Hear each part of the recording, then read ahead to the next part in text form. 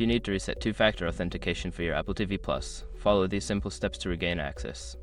This process will help you ensure your account is secure while allowing you to manage your authentication settings. Step 1. Access your Apple ID account. Visit the Apple ID account page on a web browser. Sign in with your Apple ID and password to access your account settings. Step 2. Go to Security Settings. Once logged in, navigate to the Security section of your account. Here, you will find options related to two-factor authentication. Step 3. Disable two-factor authentication. Look for the option to turn off two-factor authentication. Follow the prompts to confirm your decision. Note that this may require answering security questions or verifying your identity.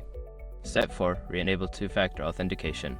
After disabling it, you can re-enable two-factor authentication. This will prompt you to set it up again, including adding trusted devices and phone numbers. Step 5. Verify your devices. Once two-factor authentication is re-enabled, check your trusted devices to ensure they are correctly listed.